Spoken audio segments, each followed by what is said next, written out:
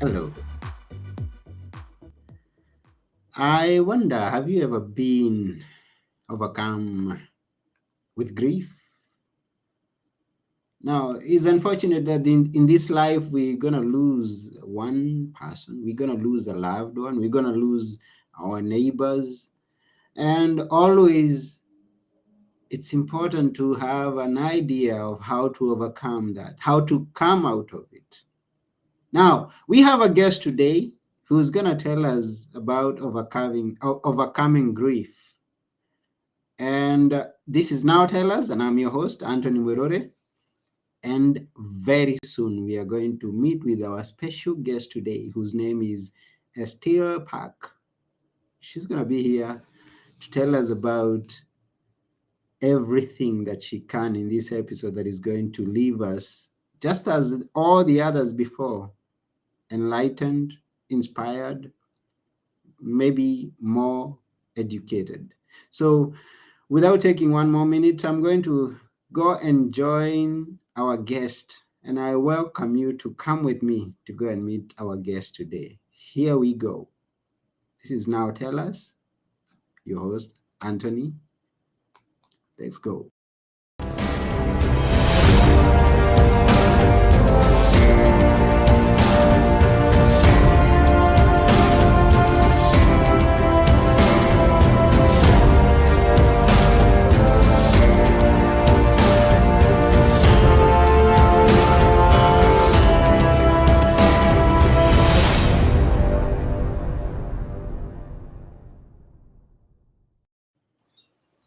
Hello, Estelle. Good morning, Anthony. How are you this morning? I'm fine. How about you? Yes, not too bad. I'm just greeting you from Australia. Wow, that's beautiful. What time is it there right now? It's just almost 7 o'clock in the morning Hmm, 7 o'clock on whatever morning. day it is, Tuesday. It's Tuesday, 7 Tuesday. a.m. Wow. Yes. I am in another day. Oh, okay. Well, Yeah, it's good thing we Monday can where I am. meet up. It's Monday. It's no. It's Tuesday here, I assure you. Yeah, yeah, now here is Monday. So we are Mm, actually this life is interesting. There are people who it live is. on different days at the same time. Yes. It's interesting, all right, isn't it? Yeah, I'm in Athens, Greece, and it's just about 11 p.m. Right. Well, you'll be ready to go to sleep, and I'm just waking up. Interesting, interesting. Now we have people who are watching us, I know, and or listening to us. And after we are through, we still gonna have people who are going to listen and hear us. And so, whatever time it is, wherever you are, please, we thank you for watching, and we need your feedback. If you have a question, send us. If you have a comment, and we always appreciate. Now, our guest today is a great guest, and we are going to learn more about her and her story, the story that she's brought with us about overcoming grief. Now, who is Estelle? Now we see that you have quite a lot, and I like being with people who I see need some respect because they've been there, done that, seen that, and experienced quite a lot. Who is Estelle? Well, I am a great grandmother of five. Wow. I started out as being a mother of three. I Mm-hmm. have a daughter called Trina, a son, Toddy, and my third child was my son, Cameron. Cameron was just remarkable. I mean, my daughter was remarkable. Toddy is, okay, over the top. But when Cameron was born, we had all sorts of difficulties. This baby was 20 days late. He was sort of upside down and inside out. I was in labour for 27 hours. And then the doctor amazingly said to me, well, your baby has had no heartbeat or pulse for 13 hours. He cannot possibly be alive. and there's no way we can get this baby out because the doctor had ordered the theatre for a cesarean for me 5 times. And each time the result was, no, we've checked out your lungs, and if you have a cesarean, your lungs will collapse and you'll die on the table. So he Mm. said, because your baby is obviously not alive, the only thing we can really do is cut up this baby and take him out piece by piece. And I thought, good gracious, do they really do that? And are they about to do that to me and my baby? And yes, they were. So I said to my husband, who was there in the labour ward with me, I think you'd better go and ring up the men at church because they'll be having their once a month prayer breakfast, and get them to stop eating their cornflakes and start praying for the birth of this baby. I mean, really, we can't have our child cut up and taken out in pieces. Surely not. So off he went, and he looked very relieved to be able to get out of that room, believe you me. Anyway, when he was coming back, I was watching the nurses because the doctor had put all of the evil looking instruments he was going to use on the baby on Mm. the bench there, and the nurses were velcroing up the doctor's coat, and the doctor had his back to me. And right then, Cameron was born. He just shot out. Nobody was ready to catch him, and he almost landed on the floor. My husband came in, and there's the baby. Well, one of the nurses grabbed him and took him out the back where they unwound the cord, which had been around his neck 3 times. He wasn't breathing, but they quickly gave him oxygen, checked him out, and brought him back. And a very startled looking nurse said to me, "You have a son, and he seems to be all right." So that was Cameron's entrance into the world. But I thought to myself, this kid's not going to just be ordinary. He was born straight into the prayers of those men at church. So we're going to expect something different from this one. Well, you do expect something different from a child that you've just been told is going to be chopped up into pieces. And here Mm. he is in one piece and alive and moving. So I thought, okay, well, right, what do we do with this one? Well, we took him home, and he grew. He was 10 pound 2.5 when he was born, so he was a very big baby. He was sort of the size of a 3 months old on day one.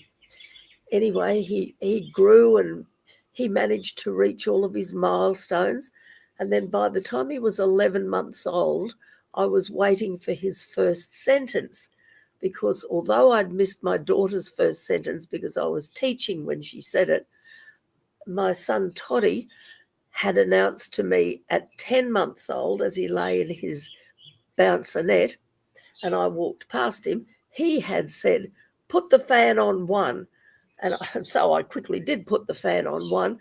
But I thought it was such a telling thing, his first sentence, because now he's a multi millionaire businessman, and he rejoices in having staff who will run around and do everything for his comfort. So put the fan on one was a great first sentence for Toddy. But then there was Cameron.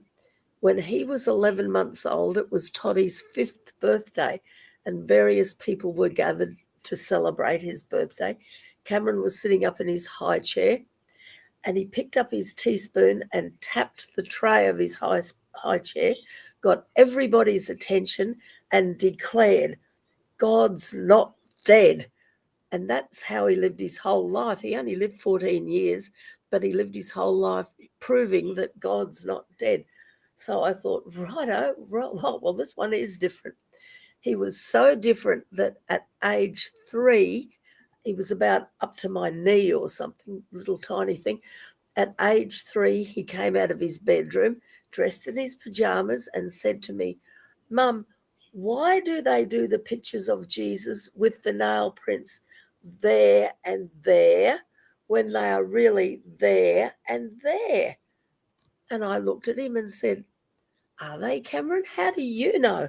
And he said, "Mum, when Jesus was in my room last night and he held out his hands and he smiled at me, I saw them. They're there and there." Now, what do you do with that child? He was different, all right. Yes, he was. And when he was only young, really, or about 5 or 6, he started talking to me about his friend Sonia.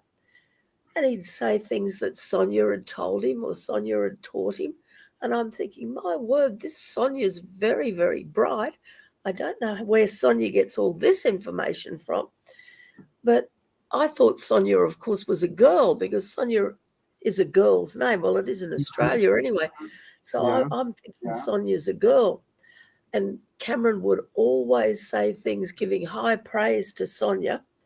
And then there came the day when he was 9 years old and he came home from school on the school bus, which wasn't unusual for him. And I was waiting outside and I saw him sitting there on the bus.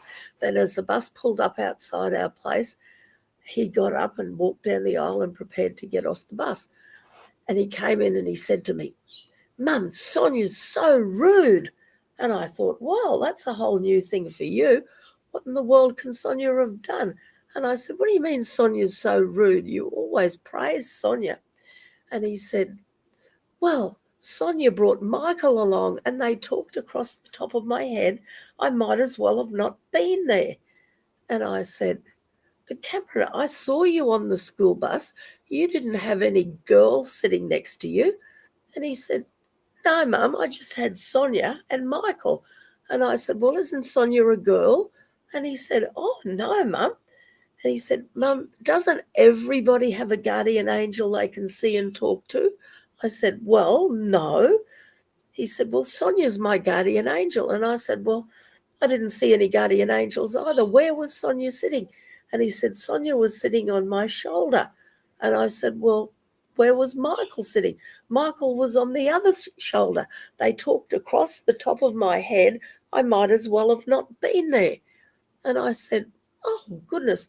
I said, "Well, who's this Michael?" And he said, "Mum, you know Michael the archangel in the Bible?" I said, "Yes." "Was he riding on the school bus?" And Cameron said, "Yes, he was on my shoulder. Sonia was on the other shoulder." And all I could think to say to him was, "Well, I bet those two didn't buy a bus ticket to go on that bus, did they?" He said, "No, Mum, they didn't." And I thought, well, this Sonia is Cameron's guardian angel. He's been plugged into listening to whatever the guardian angel's been telling him for most of his life. Well, how remarkable is that? And Cameron grew and grew. He became an athlete. We were looking to see what sort of interest he would follow. His older sister, is a tremendous academic. She is very, very bright. She could read the morning newspaper at 14 months old, just so clever. And then Toddy is very, very good with his hands. Anything to do with fixing something, he can do it. And then we wondered with Cameron, he certainly didn't look like he was going to be the world's best mathematician or anything, but he actually became an athlete. And when he was killed at age 14, he was running state times in 100 metres, or also 50 metres, 100 metres, 200 metres, 400, 800, 1500, 3 kilometres, 5 kilometres, 8 kilometres. He was the cross-country champion and a cycling champion. So that was his niche. But in the meantime, we had him walking and talking with angels. Then when he got to be 13, he said to me one day, "Mum, this getting prayed for stuff at church just doesn't work." And I'm thinking to myself, well, you'd be the last one of my kids I'd expect to hear that from. And I said, "Why? What's going on?" And he said, "Well, I've been prayed for 3 times for insomnia and I still can't sleep." And I said to him, "Well, why can't you sleep?" And he said, "I can't sleep for the light." And I said, "Oh, well, maybe his room didn't have dark curtains." So I said, "Maybe I'll buy some dark curtain material and I'll get my friend to sew some curtains for your room." And he, being a cheeky monkey, said, "Well, Mother, that's a good idea, considering your friend sews with a sewing machine and you sew with a stapler." So, yes, friend sewed the curtains. And after he'd had his first night in the room, with these dark curtains. I went in to get him up for school the next morning, and I could barely see. It was like a cave, and I'm saying, Cameron, where are you? And he said, I'm over here sitting on the bed. And I said, well, I couldn't see you. It's really dark in here. Those curtains are very dark. Now, don't tell me you couldn't sleep. And he said, Mum, I couldn't sleep. And I said, well, it won't be for the light. And he said, Mum, I couldn't sleep for the light. And I said, Cameron, how can you possibly not sleep for the light when it's like a cave in here? And he said, Mum, when Jesus is in your room all night, he fills it with light and he fills it with power, and you just can't sleep. Oh, so I thought, right, well, that's the end of that we can't do anything more with this room. So I said Mm, to him, well, what do you do all night when Jesus is in your room, filling it with light and filling it with power? And he said, Mum, I just lie there on my bed. And he said, I try to breathe all the power in as much as I can get. I want it all inside of me. So I thought, well, that's not going to be a bad thing, surely. And off he would go to school. And one day he said to me, Mum, I need to take a couple of pages of the Bible with me to school because I'm just at a state high school and I like to talk to the kids there. They come and ask me questions about Jesus. And he said, I really need to have a couple of pages of the Bible on me. So he said, I just ripped a couple of pages out of Revelation because he said Revelation's the last book in the Bible, so it's got to be the closest one to heaven. How he worked that out, I have no idea. But he said, I'll just put these pages in my pocket. But don't worry, Mum, I won't blow my nose on them or anything. I'll remember that they're pages of God's word. So off he went very happily with his pages out of the Bible. And then he got to be 14 and he was still running like an absolute whirlwind and riding he'd ride his bike 100 kilometres every weekend. And the leg muscles were important to him. He'd always be doing exercises for his leg muscles. And he'd mm, just say to me, Mum, the leg muscles are important. So that was something that I had to remember from Cameron. Then we got to a weekend where we had 3 nights and 4 days at the Sunshine Coast in a resort. And by this time it was February 1994. Cameron had now started, he'd had 3 days at a Christian high school because he wanted to be there. He said, Mum, I really want to go to a Christian school because he said, Mum, I'm going to go home to heaven soon. And when people say to me, what were you doing on earth before you came home to heaven? What are you going to tell us? And he said, I don't want to just have to say, oh, well, I was going to the state high school down the road. I'd like to at least be able to say I was going to a Christian high school. He said, Mum, I know they cost money and I'll get a job working at the golf club up the road doing the gardening or something. I said, no, you won't. If you want to go that much, I'll pay for you. You go to a Christian high school. So we got the prospectus things and he went through them and worked out where he wanted to go. And yes, he was going to go there. And so we were having a little mini break first because at the state high school at the end of his year 8, he had done particularly badly in maths. He always did, but I think it was because he didn't get oxygen sufficiently when he mm, was born. And he had this thing, he and maths just didn't get on together. It was like they met like this, nothing like this, no. yeah. So he said to me at the end of grade 8 at the state high school, he said, Mum, I didn't do very well in my maths exam. And I said, oh, Cameron, you never do, but as long as you did your best. And he said, yeah, I did my best. But he said, Mum, I wrote the teacher a note on the end of the maths exam. And I thought, oh, goodness, what now? I said, okay, Cameron, what did you write? What note did you write the teacher? And he said, I wrote, you don't have to get an A in maths to go to heaven, which was just as jolly well because he actually got an E. If you had to get an A in maths, he would have been nowhere near going to heaven. But Mm, anyway, so here he was now at the Christian high school. He'd had his 3 days there. We were um, up at the Sunshine Coast having our little mini break. He's in the spa with me and he comes up from under the water and he said to me, Mum, I haven't got long to live. And he started going through his life and forgiving people for things they'd done to him. So I thought, oh, goodness. And then he planned how he wanted his funeral. And Mm, I'm there like this, hanging onto the side of the spa, thinking to myself, well, hopefully, maybe he means he's not going to live to be sort of 90 years old or something. He won't live a really long life. Maybe he'll only live to be 50 or 60 or something. And mm, at that time, I was trying to comfort myself with that thought. So I'm there thinking to myself, well, by the time he's 50 or 60, I'll already be gone. I'll be gone home to heaven. I won't have to wait long, and Cameron will arrive. Well, no, it didn't work like that. From the time he made that statement about not having long to live until he was killed a week later to the minute after he made that statement. So at least I was forewarned, although I must say I didn't expect that he'd only have a week to live. And when the day came that he was killed, it was Sunday, the 13th of February, 1994. And we were sitting, my husband and I were sitting having our lunch. Cameron was out jogging because he had wanted to ride his bike. He had wanted to go cycling, but he had checked the bike and it needed some little part done to it because there was something wrong with one of the gears or something. So his father had stopped on the way home from church at the bike shop, but he mm, said no, they didn't have any parts in stock, but they'd get them in a few days.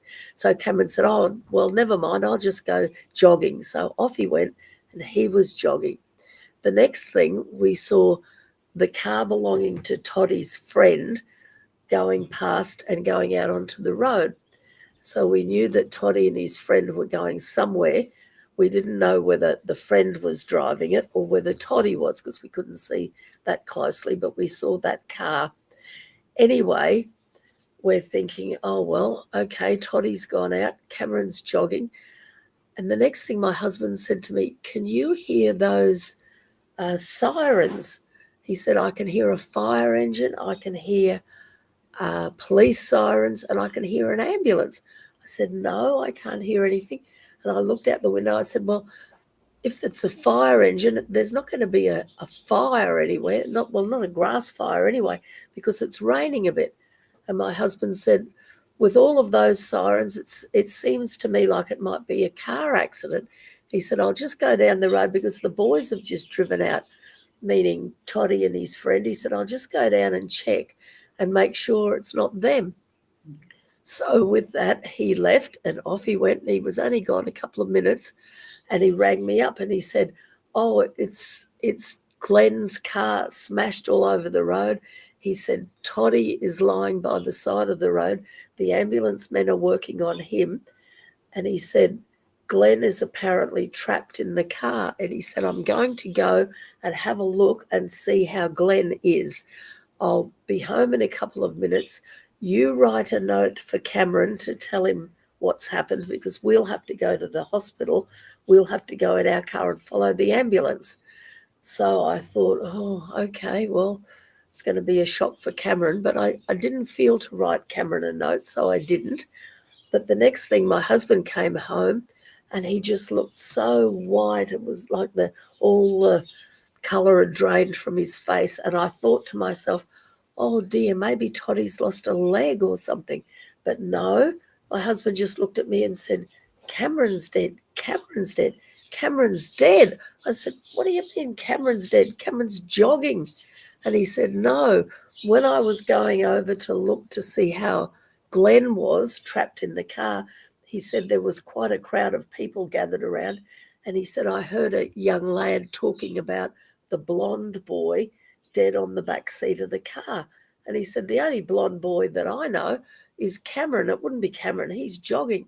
So he went over to the car and there was Cameron dead on the back seat of the car. My husband said, I was so shocked. He said, I hung on to the car and I opened the back door just to have a look at Cameron. And he said, the great wave of peace that shot out of that car, he said, if I hadn't have been holding on to the car and the handle, I would have been flat on my back in the middle of the road. He said it was just so amazing. And he said, while I'm standing there and this great wave of peace is hitting me, he said, I heard a voice from up above me saying, I'm all right, Dad. You don't have to worry. Nobody can hurt me anymore. I'm fine. So with that, he came home and he said to me, well, Glenn is really trapped. He's in the front passenger seat. And he said the roof of the car, or part of it, is embedded in Glenn's head. He said, Glenn's alive, but he's not doing very well. And as soon as he said that, I knew that Toddy had been driving that car. And I thought, oh dear, Toddy was the driver. Toddy just adored his younger brother. He tried to protect him all of his life. And now there's been an accident. Toddy was driving. Cameron's dead. We can't work out why Cameron was even in the car, but Cameron's in the car and he's dead. We're going to have to go to the hospital. We're going to have to tell Toddy that. Well, yes, we did. Toddy, just as while we were standing back, he was on a stretcher and he had, he had a thing around his neck and he'd obviously broken his arm and he was totally cross-eyed. Well, one of his eyes was, one looked straight ahead and the other one across like this because he'd put in such an effort trying to control the car. We asked him what had happened and he said that as they were driving along the road, our road, that they'd seen Cameron jogging, and because they were on their way to pick up Toddy's car from his sister's place where it had broken down, they were going to tow it home and Toddy was going to fix it so he could get to work the next day. He said Glenn saw Cameron running and he sang out to him and said, Cameron, we're going to tow Toddy's car home from your sister's. We need some muscle. Would you come and give us a bit of muscle? We need someone to help. And he said, yeah, sure, and jumped in the back seat. And he was only in the car about 100 metres. When they got to the corner, the tyre, the back passenger tyre, which was where Cameron was sitting, blew out and it blew right off the rim. And here's Toddy trying to maneuver this car and manage it and keep it on the road and everything. And he said, Mum, I was trying to get it to the opposite side of the road because there was nowhere to stop and change the tyre and then continue on the side that we were on. So he said, Mum, there was only one car coming from way in the distance and it was coming. And he said, all I could do was hang on to the wheel with both hands and try and eyeball the driver to make sure that he knew that we were in trouble and we were trying to get across the road. He said, Mum, I hung onto that wheel so tightly. And he said, Mum, he didn't look up. He didn't look up. Mum, he didn't look up. He said he was either fiddling with his phone or air conditioning or his radio, doing something down under the dash. And Mum, he didn't look up. And he said, so in the end, I just tried to turn the car around because I could see he was going to hit us. And he said, I tried to turn the car so he'd hit the back of us. He said, I got it halfway around and he ploughed into the side where Cameron was sitting. He said, Mum, but just before the car hit, he said, I let go of the steering wheel and turned around to the back seat to Cameron. And he said, I just looked at him in the eye and he said, Cameron said to me, I love you, my friend, goodbye, and was killed in front of my face. He said, oh, Mum, he said, but not only that, he said Cameron died laughing. He looked at the car and he just laughed. He said he sat there and he roared laughing. And Toddy slammed his hand down on the table in front of me and he said, Mum, no 14-year-old can die laughing. What did he do that for? And I said, think of it, Toddy. Do you think he saw the car coming to kill him? Or do you think he saw the angel, his angel, Sonia, coming to take his hand and take him out of there just immediately before the impact? And Toddy said, oh, Mum, he would have had to have seen the angel. No 14-year-old can die like that. So that was Toddy. Before the car accident, my son Toddy and Cameron, even though he was only 14, and my husband had started the Tribe of Judah, which was a motorcycle gang in the local area. And there were a lot of outlaw bikies and people like that that hung around it. And Toddy, even at 18, would preach to the outlaw bikies, which I thought was quite a brave thing for an 18-year-old who was only 5'7". But when he saw Cameron killed in front of his face, he stopped preaching to the outlaw bikies and joined them. And I now have the distinction of having raised the Queensland State President and Australia-wide National Sergeant at Arms of the outlaw bikies, which is what Toddy grew into. He also trains kickboxing with the Australian Commonwealth Games kickboxing team, because there's a couple of people trying to kill him, which seems to, be sort of par for the course if you have anything to do with the outlaw bikies. But in his spare time, I guess, he and his wife are multi-millionaire business people. So I often think, when I look at Toddy, and I think, you're really driven, aren't you? You're driven. It's like he's trying to live his life and Cameron's life all at once, and you Mm-hmm. need to sort of slow down a bit, Toddy. But no, it's been years since Cameron was killed. Toddy's now 47. He was 18 at the time. Cameron would be 43 now. He was 14. Toddy has a wife, 6 children, and 2 granddaughters. But he just never stops. He never stops. And he has such a leadership ability over his life. He's amazing, just amazes the life out of me. But I think to myself, Toddy, you wear the grief of this like an overcoat. You just wear it. It's like every day you get up and I feel for Toddy very much, because he's never really quite come to terms with the fact that, no, it wasn't his fault. And one of the reasons I wrote the book was I wanted to be able to assure him that I didn't hold anything against him. I didn't blame him. All I feel for him is, I wish I had the ability to make things easier for you, Toddy, because, on the outside, people look at you and they revere him for the position he holds.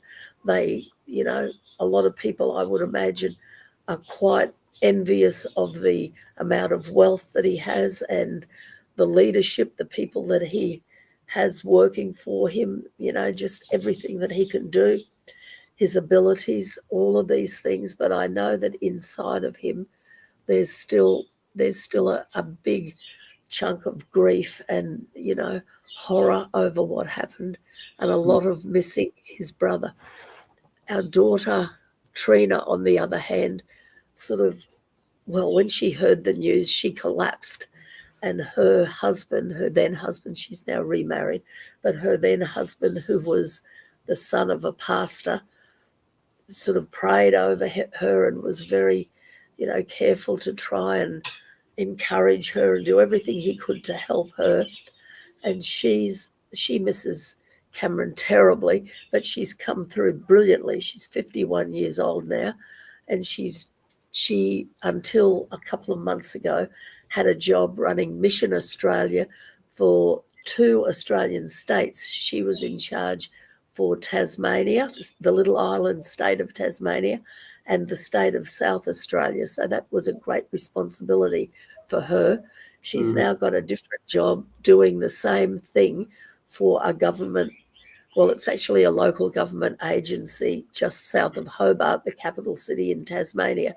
And she does all the hiring and firing and looks after all of the personnel that work in the government there. So she was always brilliant, and she's got about 20 degrees in aged care as well, and she's done work in fostering in Queensland and in nursing homes in Queensland. Everything to do with helping people is what she focuses her life on. And me, well, I found that just Cameron's faith, his faith in God, was the thing that sustained me, because we've had an interesting time with Cameron. I thought that, well, once he'd been killed, I'd know where he was. He'd be in heaven, but that he'd stay there. Not in your life. No, we would have Cameron come to visit and all sorts of things like that, which I hadn't expected in the slightest. It wasn't kind of, part of any belief system I ever had. I thought that they went to heaven and they stayed there. mm, No. And I had a vision. I'm not in the habit of having visions, but believe you me, I had a vision 2 nights before Cameron was killed. I was at church. We often went to church. My husband was the lead trumpet player there, so whenever church was on and they had music, we were there because he was about to play his trumpet. So we were at church Friday night, and I had a vision at church, and I saw a group of people, I think it was about 8 people, standing there in heaven. And it was my mother, who had died when I was 17, my mm, brother, who had also died, my other brother, who had drowned trying to rescue his 8-year-old son, who also drowned. So all of them were standing there. And my 8-year-old nephew, was hanging onto a dog. And I mean, if you're going to appear in heaven, you need to have a list of things you want to ask people. Because mm, what did I say? I didn't even say hello to any of them. I just said to my nephew, "Whose dog is that?" And he said, "This dog belonged to your husband. I'm just minding it for him." So I had been able to describe the dog to my husband, and he said, "That was my dog Nippy that I had when I was 9 years old." I said, "Well, I can tell you where Nippy is now. He's in heaven, and my nephew Terry's looking after him." Well, at the accident scene, God showed me, just was like bang, and I saw that same vision again, those people all standing there, because at the accident scene, I had thought to myself, well, this is just ridiculous. What's Cameron doing dead? I'm going to see if I can find his spirit somewhere and tell it to get back into his body and for him to get up and be alive again and run around and be Cameron. Well, I'm there at the accident scene and I'm hanging on to a policeman lest I should drop down in the middle of the road from shock. And I'm trying to discern where in the wide world Cameron's spirit is so I can tell it to get back into his body. But it just wasn't there. And I came to the conclusion that he'd gone to heaven and his spirit had gone as well. There was nothing there to tell to get back into his body. And when God showed me that vision again, all I could do was look at it, because God said to me, and I heard his audible voice say to me, they were his welcoming committee. And I thought to myself, wow, if heaven was standing at attention on Friday night waiting for Cameron, and there was a welcoming committee there for him, who am I to call him back? So I said, okay, God, you've got him. He's yours. Enjoy. Just make sure he has the greatest time, which I knew he would. But mm, then we had the experience where a couple of, oh, it was about 6 weeks after the accident, because we had to drive over the accident scene to get to the shops or get to anywhere. And I found it really difficult, but it was almost impossible for Toddy. We mm, decided that we would move and live somewhere not too far away, but where we didn't have to maneuver this accident scene all the time. So we sold our property and we had another one that we were moving into, and I was sort of packing up things, and the moving men were coming, and I had remembered that God had shown me Cameron in heaven, and I said to God, that's not right, God. He's not wearing those shorts. When he was killed, he was wearing his black and yellow striped t-shirt and his black jeans. And you just showed him to me in heaven wearing his black and yellow striped t-shirt and his green and yellow board shorts. I know he's not in heaven wearing his board shorts because I washed them just a couple of days ago. I washed them, they got dried, I ironed them, I folded them, and they're in the third drawer of his wardrobe. mm, And I heard God's voice again saying to me, are they? You won't find them. And I thought to myself, yes, I will. I know exactly where they are. And we went all through that wardrobe. No board shorts, no board shorts, no board shorts. And my husband said, if he's come down from heaven and he's swiped his board shorts, that's one thing. But if he's taken my trumpet, he's in big trouble. So we had a look. No, he hadn't taken the much loved trumpet. Thank goodness for that. But when it Mm-hmm. came moving day and the moving men were there and about to shift that wardrobe, I thought to myself, I'm going to feel like a right fool if they pull that wardrobe out and there are the green and yellow board shorts stuck in there behind it. I would have no idea how they got there, but I'll feel really stupid if they're there. Well, they pulled the wardrobe out, no board shorts, but behind that wardrobe was a wooden cross about this long that Cameron had made, and he'd signed it. He signed his name on it on this cross. So I thought, wow, he wasn't only remarkable on earth, he's still remarkable in heaven. He's just not behaving like any other dead person I know. Mm-hmm. So this was Cameron's story. This was what he did. And when we had his funeral, because he was an athlete, the pastor who was going to take the funeral, or actually his celebration for his life, is what we had. And we did it exactly how he wanted it, how he told me in the spa. The pastor said to me, he said, on Sunday after church, which would have only been like 20 minutes before Cameron was killed, he said Cameron had come up to, the pastor was a pastor of a church of 2,500. So out of all those people, Cameron had come up to the pastor and had said to him, I want to be a preacher. Can you show me how to get started? And the pastor had said to him, will you be here for the meeting on Wednesday night? And Cameron said, yes, I'll be here. So the pastor said, okay. He said, I know you're only 14, but I think you're ready. I'll bring all my notes for you and we'll get you started on your road to being a pastor or a preacher. But on Wednesday, the pastor actually buried him. However, um, he said that would have been Cameron's last request on earth, that he wanted to be a preacher and can you show me how to get started? And Mm-hmm. then we had said to the pastor, will you do his funeral? And he said, yes.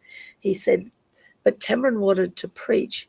Is it okay if I preach at his funeral? I said, oh, go for your life. I said, I think if you don't, Cameron will jump out of heaven and grab you by the throat anyway. You better preach. So he said, yeah, I'll do that.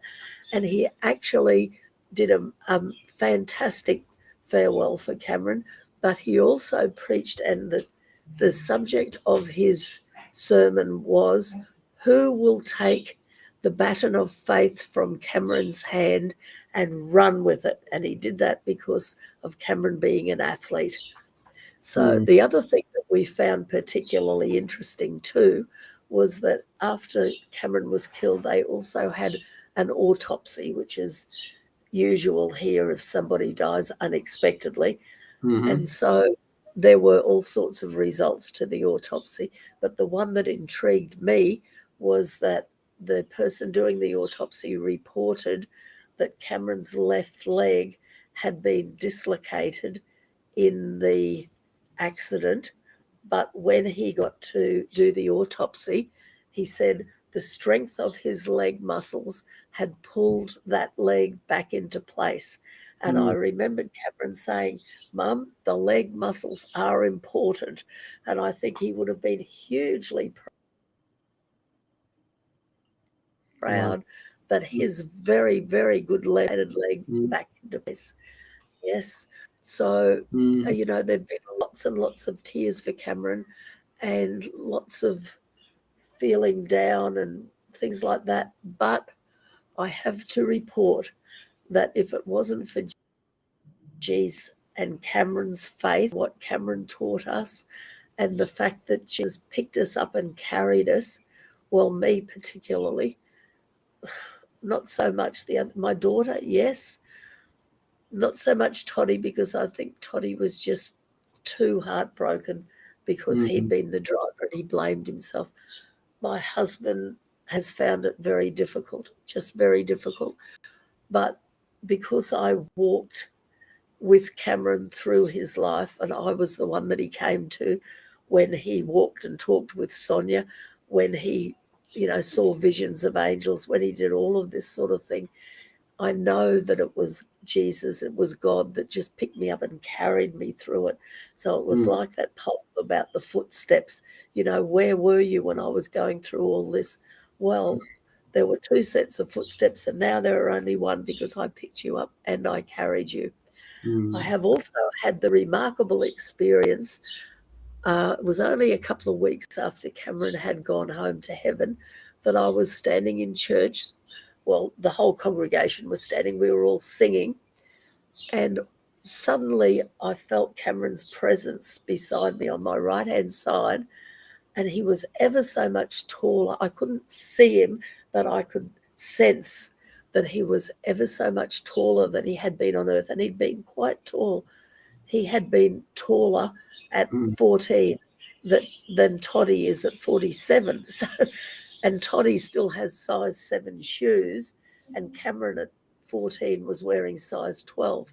He was going to be well over 6 feet, but here he was. He would have been about 7 feet standing beside me, and I could feel the weight of his left arm down across my shoulder and down my back. And I heard him say to me, "Mum, take one step with me." Well, one step was all I could take because there was a row of people in front and a row of seats. So I took one step and I find myself standing in heaven on streets of gold. Well, wasn't that a shock? I didn't know where I was going with Cameron with the one step, but that wasn't what I was thinking.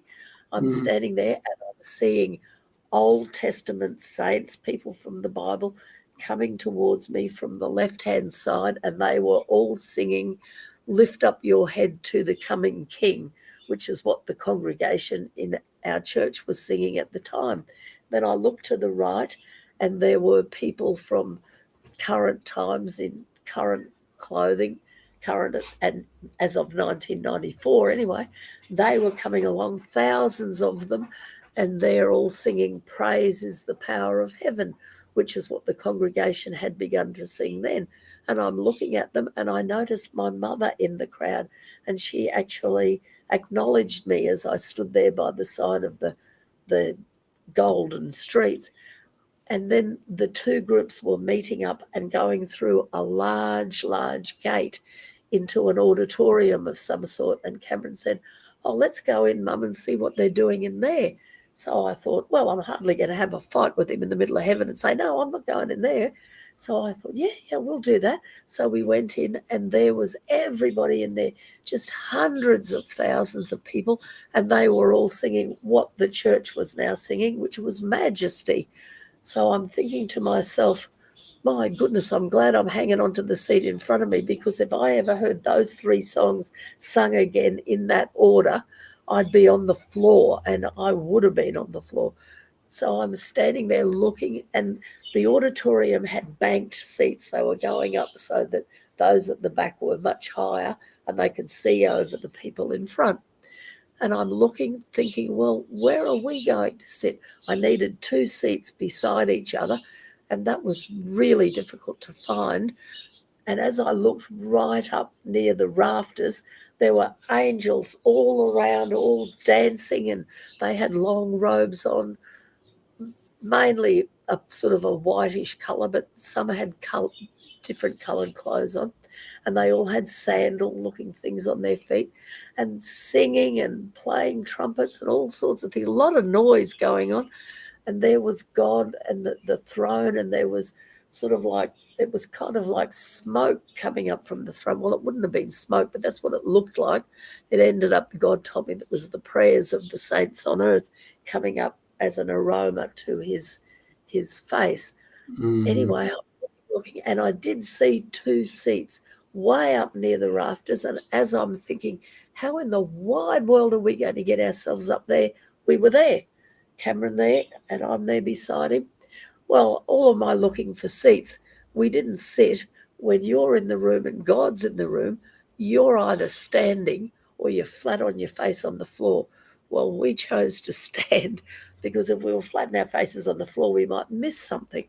So that was just amazing. And I actually saw people coming in carrying big sort of serving dishes, think trays rather, and they were silver, and they had all the smoke was rising from them. And God said, "Those are the prayers of the saints coming up to me from heaven." So I amen. thought to myself, wow, one day Cameron's going to be doing that. And yes, I was shown again some weeks later, Cameron coming in with the silver tray and all the prayers coming up from the church. So it's just been an amazing time. Just, I Mm-hmm. mean, yes, grief, yes, but I look back and I think, oh, really, if it hadn't been for Cameron going to heaven, there'd be so much that I would have missed, just so much. And I'm reminded of the Bible verse that talks about a seed dying and falling into the ground and a tremendous harvest coming up, you Mm. know. And Cameron's life has been like that from the Wow. day he was born as this supposedly dead baby who was to be Mm-hmm. chopped up. And, you know, even now, even Sunday just gone when I was at church, my husband wasn't there because he's very ill at the moment. He's very ill. He was Sorry. at home, and I was at church there. And for the first time in that church, because we've moved house again, and I've only been going to that church a year, and I've Mm-hmm. never ever felt Cameron's presence in that church until Sunday just gone. He was up on the platform. Couldn't see him, but I could sense him there in the middle of the platform, about still 7.5, 8 feet tall, holding his hands out like this and just looking over the whole congregation and smiling. I thought, oh, it's a pity your father wasn't there. It's a pity your father wasn't there playing trumpet, but he can barely breathe. So for a trumpet player, that's not going to work, is it? But it's been just such a remarkable journey, such a remarkable life. And I really, it's not now, it's not just now that it's been 28 years. It's it's been like this for quite some years. I've been, yes, I miss Cameron terribly. Yes, lots of tears for Cameron. But yes, grateful, just grateful and thankful to God for Mm-hmm. his provision for me and for his his mercy, the way that he's carried me, the way that he's helped me, lifted me up when I've been feeling down, just sort of been everything to me. Otherwise, you know, I could see myself being under the ground too, and sitting up there with Cameron, and Cameron saying, Mother, why in the wide world didn't you go on and live a happy life? Surely you would have known I was having the best time, you know.